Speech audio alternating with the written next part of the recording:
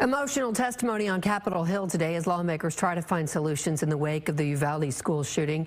It comes days after a new report identified additional weaknesses in the law enforcement response.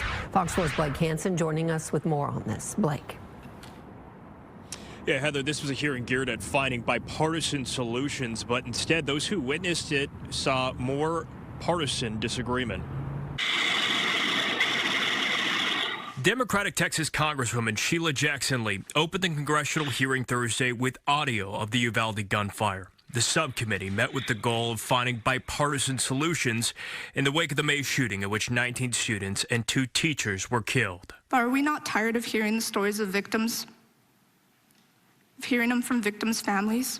Among those testifying, Faith Mata, her sister, Tess Mata, was among the victims. Tess will never get to experience the life we had prayed she would live.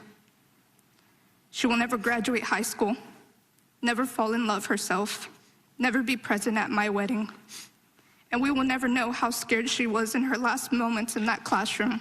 Also testifying, Dr. Roy Guerrero, a Uvalde pediatrician who knew and saw some of the victims after the shooting. I love an effective tool, but when a body comes into the hospital riddled with bullets, there's no tool that's going to help. And I'm left to wonder what it's going to take these guns out of the equation. But Republicans on the committee and their witnesses bristled when discussion pivoted toward gun control. My colleagues across the aisle would like to ignore the connection between adolescent males growing up without their fathers and these violent events. We don't teach God in our schools anymore.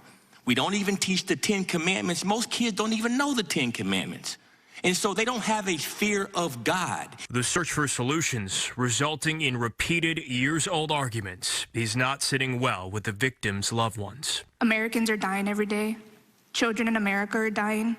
And you're arguing over the fact of, well, if we take away this gun, we're taking away our Second Amendment laws. That's not the issue. The issue is your people are dying, you are the leaders, and you aren't doing anything about it. The hearing comes just a few days after an independent report was released investigating the Uvalde County Sheriff's Office policies. It found only 20% of deputies had undergone active shooter training at the time of the mass shooting. The sheriff, Ruben Nolasco, was among those who had not. Heather? All right, Blake, thank you.